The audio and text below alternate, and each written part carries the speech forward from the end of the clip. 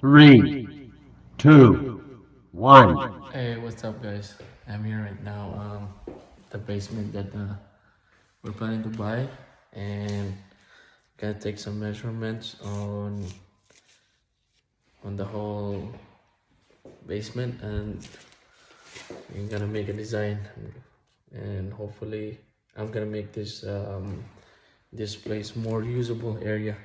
That way, it's gonna be livable. So stay tuned. So I'm done doing my measurements.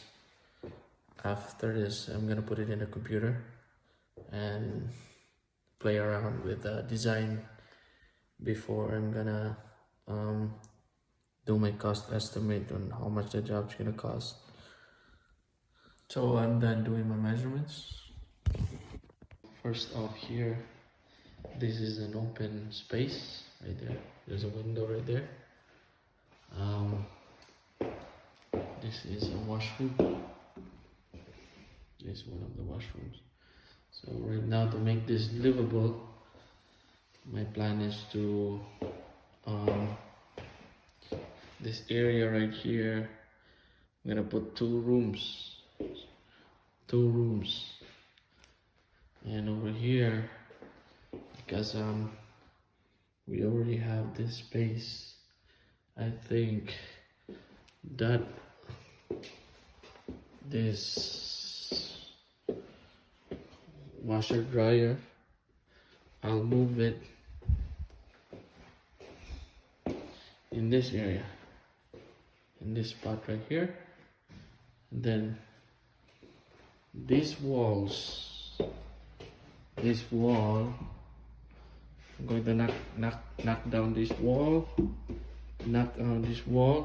and make this area into a small kitchen, like small kitchenette.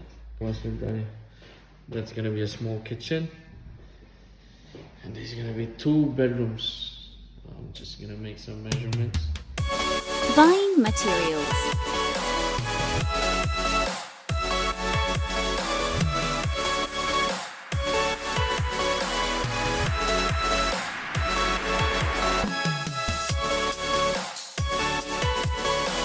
Gather tools.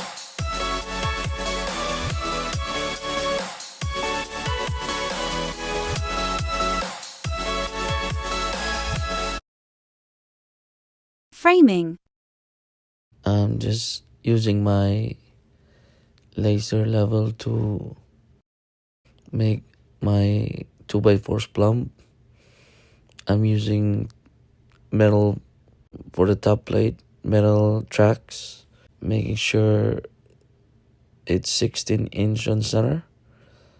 Before I bought my 2x4s, I have to make sure that each and every one of them is straight. Electrical. In Ontario, an owner is allowed to do his own electrical work.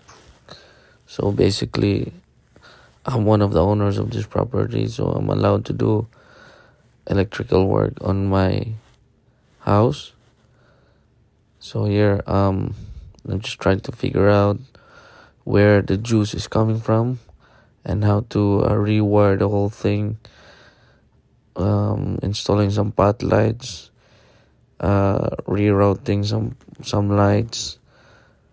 I'm also installing some switch for the lights. Continue drywalling.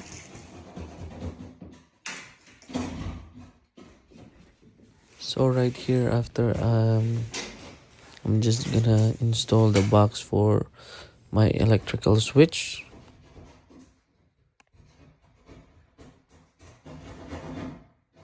After I install the switch and all the receptacles and all the pot lights, I'm gonna start covering up everything. It looks like everything is going well, and the electricals and all the pot lights are in. Now I'm ready to cover up everything, and then I'm gonna do taping after I install all the drywalls. It always helps to organize all your stuff, all your drills, all your framing materials, all your tools according to the task. Taping. So now we're ready to tape. Right here, I'm just doing my first coat. So before we do your first coat, you just use a wire mesh and a mud. First coat. Most tapers that I know for the first coat use a 90-minute mud. So why are most tapers use 90 minutes? So it depends on the job that you're applying into. Some mud can dry as early as 20 minutes. Some mud can dry, I think there's one that's 5 minutes as well. It really depends on your application.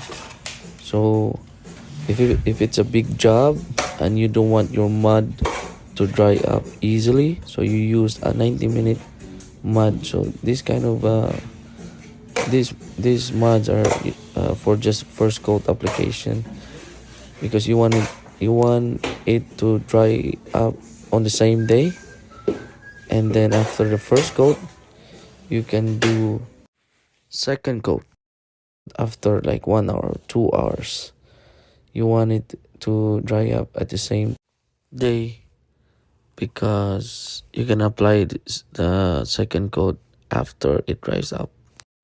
So right here I'm just writing the stuff that I missed or stuff that I need for the next day.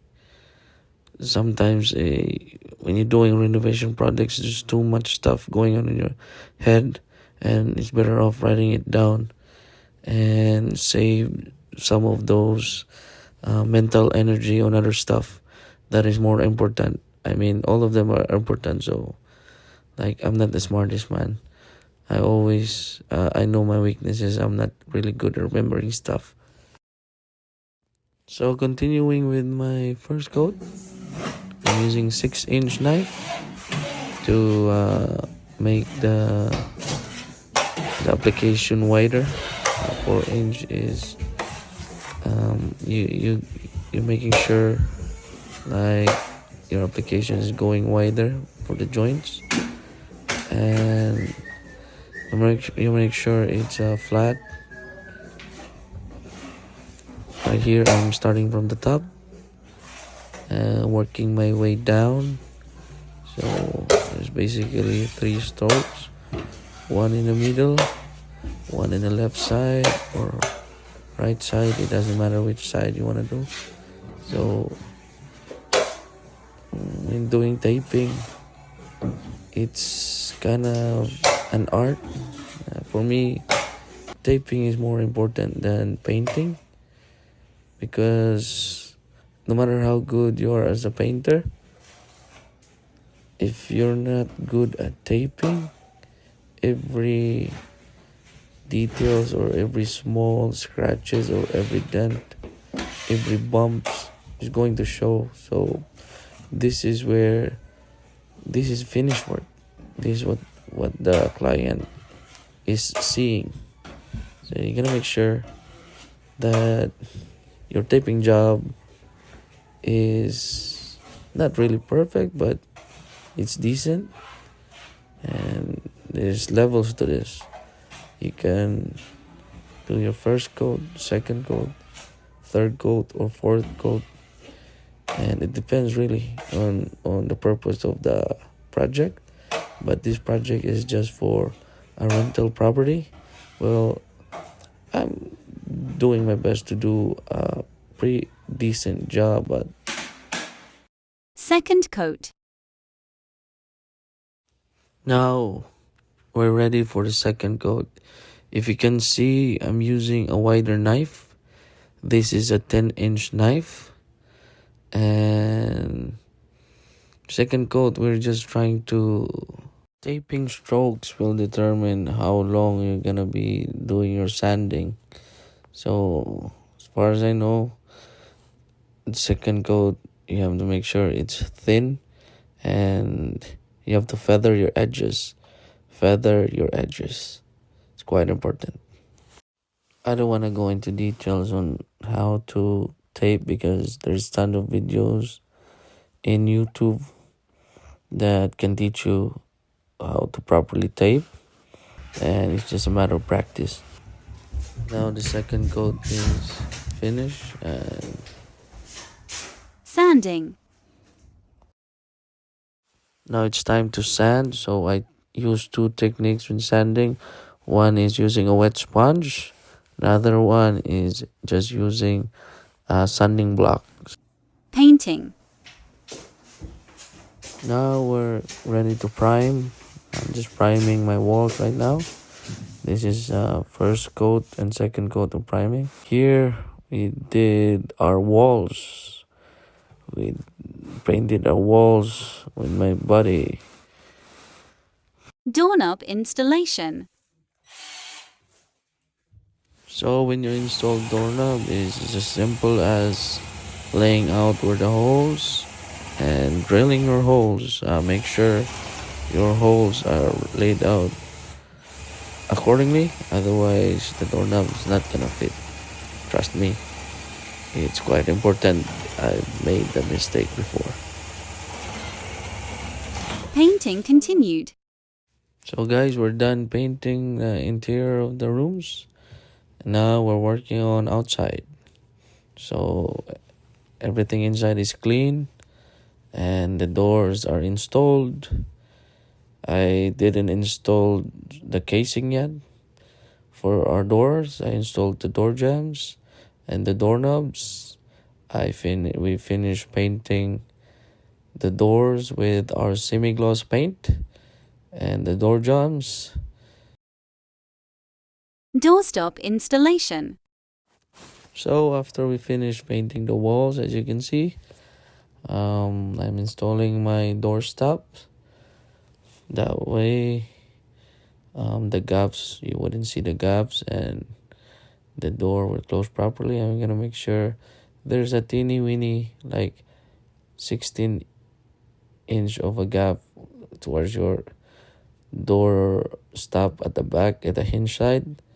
And the reason for that is it will close properly on you because a door expand and contracts. It's made of wood, so almost everything in this world expand and contracts. Water, wood, vinyl planks, most materials, even concrete, most elements expand and contract. So right here I'm just measuring my doorstop, the height, and then it's as simple as cutting it on my miter saw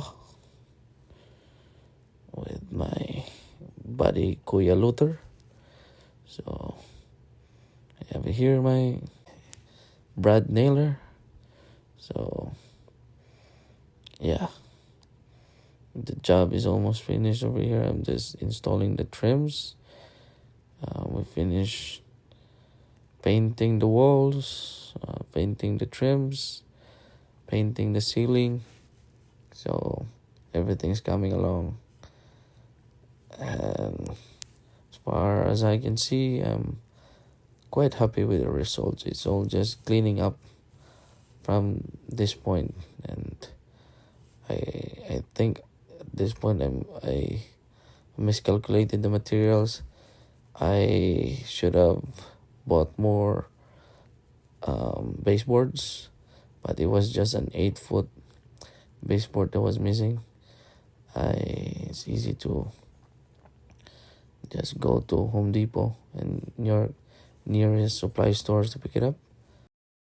This is Haid approved. Finished product. So finally everything is cleaned up. The 2 rooms are done. This is the first room. We finished installing all the baseboards.